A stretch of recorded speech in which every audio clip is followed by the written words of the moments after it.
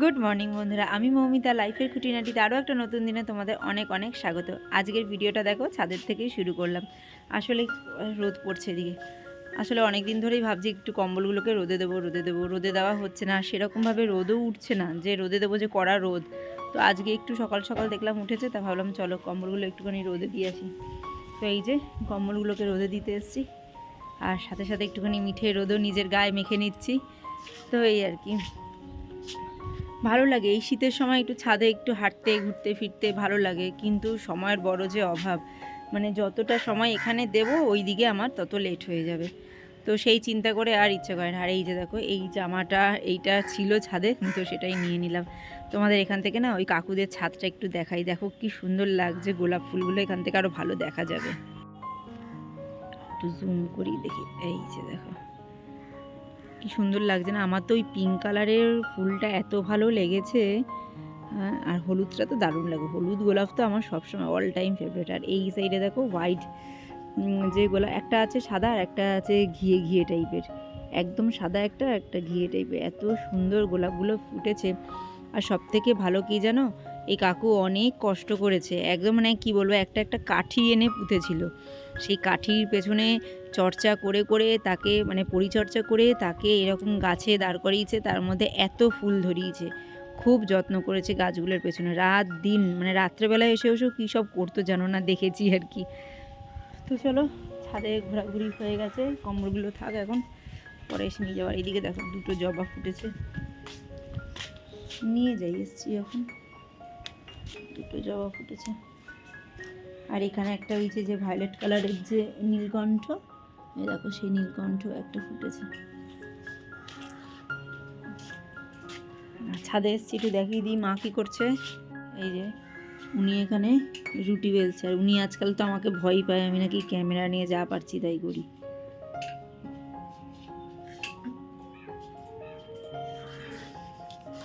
তো চলো এবার নিচে যাই।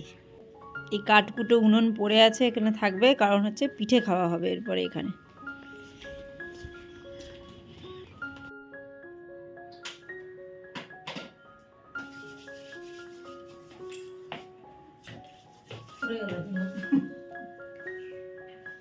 হ্যাঁ, আয়নার সামনে দাঁড়িয়ে করবে না।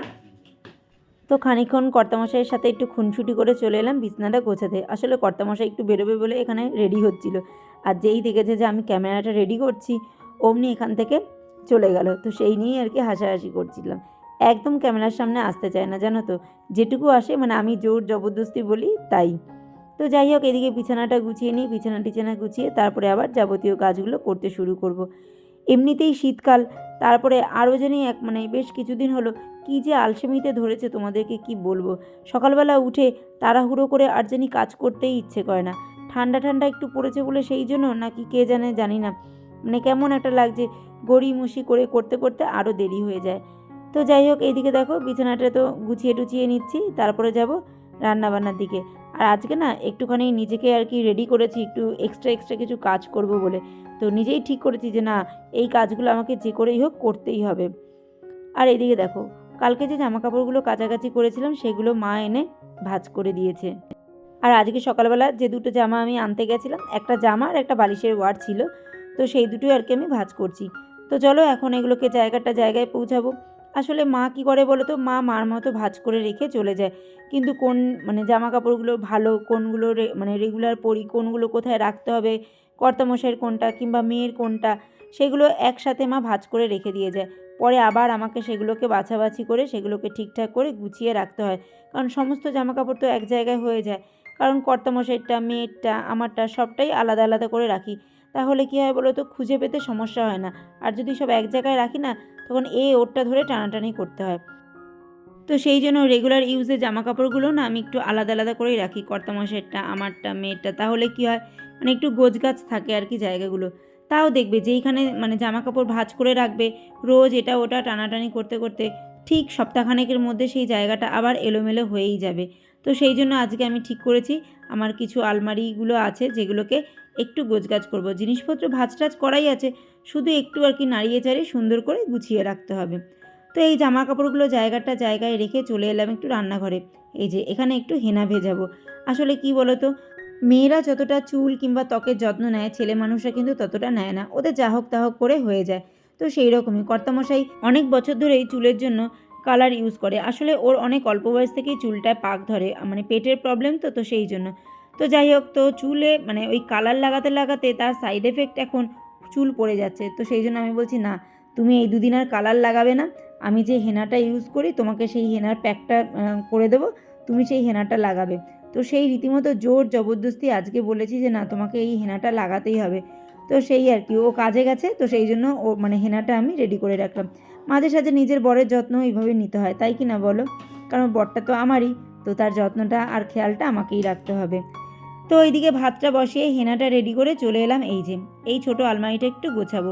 এখানে সমস্ত রকমের মানে বিছনা চাদর থেকে বালিশের ওয়ার, কুশন কাভার এগুলোই থাকে, যেগুলো আমি একদম রেগুলার বেসিসে ইউজ করি। সেই সমস্ত বিছনা চাদরগুলো, বালিশের ওয়ারগুলোই এখানে রাখি।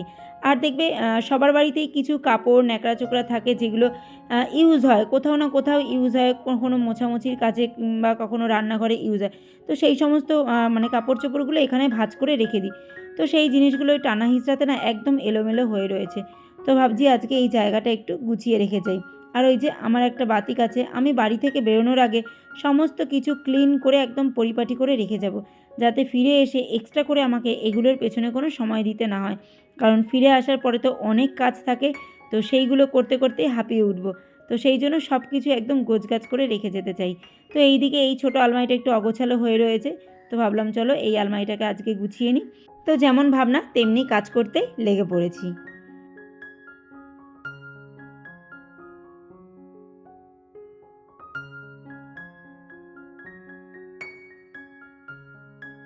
তো ভেবেছিলাম তো ওই ছোটো আলমারিটাই একটু গোছগাছ করবো। এইদিকে মেয়ের জামা গোছাতে গিয়ে দেখলাম একটা গেঞ্জি খুঁজে পাচ্ছি না, যে গেঞ্জিটা আমার খুব প্রয়োজন, যেটা মানে এই ঘুরতে যেতে আমাকে নিয়ে যেতে হবে, একটু মোটা টাইপের একটা গেঞ্জি।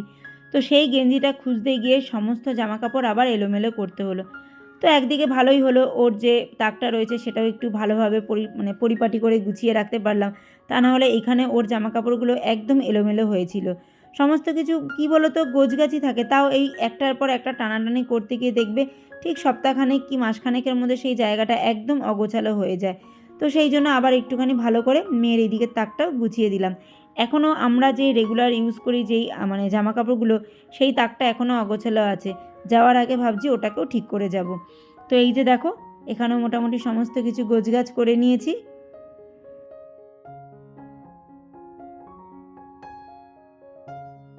তো ঘরের মোটামুটি ডাস্টিং কমপ্লিট হয়ে গেছে, সমস্ত কিছু গোছগাছও হয়ে গেছে, আর ওইদিকে কিন্তু আমার ভাতটাও হয়ে গেছে। এইদিকে সমস্ত কাজ করতে করতে আমার ভাতটাও এইদিকে কমপ্লিট হয়ে গেছে। তো এইদিকে ঘরটা ঝাড় দিয়ে নিচ্ছি, তাহলে এইদিকে মোটামুটি সমস্ত কাজ হয়ে যাবে, শুধু ঘর মোছাটা পড়ে থাকবে।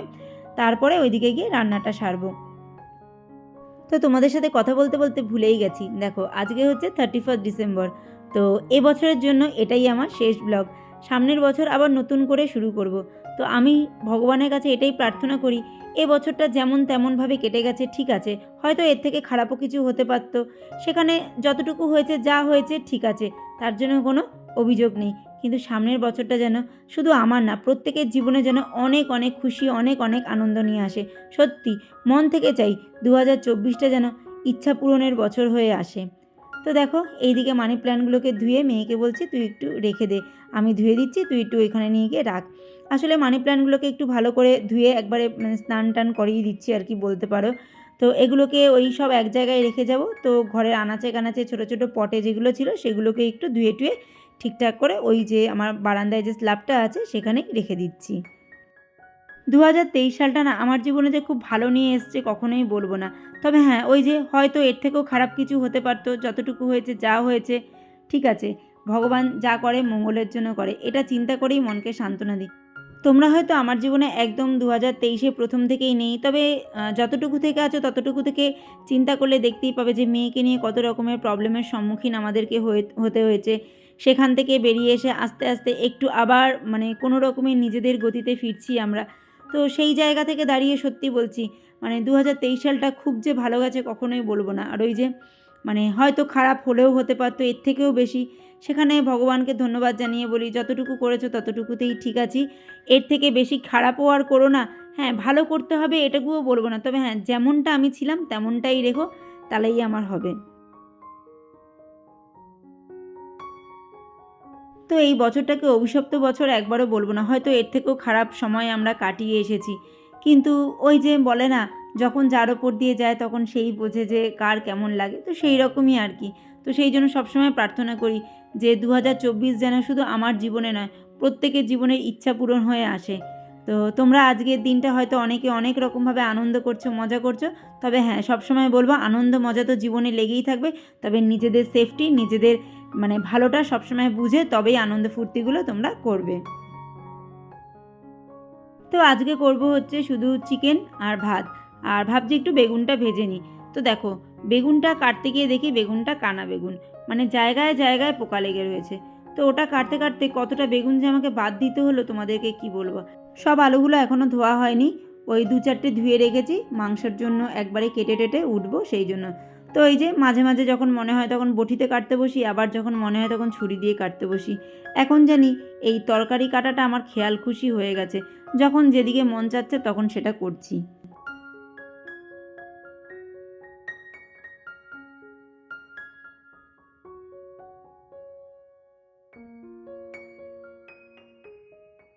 তো তরকারিপাতি কাটাকাটি করে ওইদিকে মাংসটাও চাপিয়ে দিয়েছি, ভাত তো আমার আগেই হয়ে গেছে, আর মাংসটা চাপানোর আগে বেগুনটাও ভেজে নিয়েছিলাম। তো মোটামুটি রান্নাঘর আমার পরিষ্কারই হয়ে গেছে। তারপরে এই আলুগুলো ধুয়ে নিচ্ছি, কারণ এই শীতের সময় এই নতুন আলুতে যা বালি থাকে, যতই ধোও না কেন তাও যেন মনে হয় বালি রয়েছে বালি রয়েছে। তো এটা একটা এক্সট্রা কাজ বলতে পারো। গরমের সময় কিন্তু এইরকম আলু টালু এত ধোয়াধুয়ি করে রাখতে হয় না, আর ধুলেও একটু ধুলেই হয়ে যায়। কিন্তু শীতের সময় মানে ডোলে ডোলে কচলে যদি আলু না ধোয়া হয়, তাহলে আলুর আনাচে কানাচে বালি কাদা লেগে থাকে। তো সেই কাজটাই করে নিচ্ছি। আর ওইদিকে একটা প্লেট, আর ওই যে যেটা আমি মানে মশলা থেতো করি সেইটা ধুয়ে রেখেছি। তো এই আলুগুলো ধুয়ে যখন ওইদিকে রাখতে যাব তখন ওগুলোকেও বাসনের তাকে উপর দিয়ে আসবো। এই যে দেখো, ছোটো কড়াইতেই আজকে মাংস বসিয়েছি, কারণ একবেলার জন্যই করেছি, ওবেলার জন্য করিনি। তো ওই জন্য ছোটো কড়াইতেই বসিয়েছি, কিন্তু বসাতে গিয়ে একদম ফ্যাসাদে পড়ে গেছি। মানে জল দেওয়াতে একদম টাপুটুপু হয়ে গেছিলো জানো। আর ইচ্ছাও করছিল না যে ওটাকে পাল্টে আবার বড় কড়াইতে দিই। তো কোনো রকমে আর কি ছোটো কড়াইতেই আজকে মাংসটা করেছি।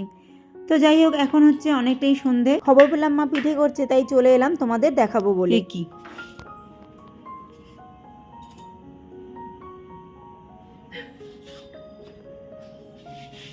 সাত সকালবেলা কি করতে বলো তোমাকে?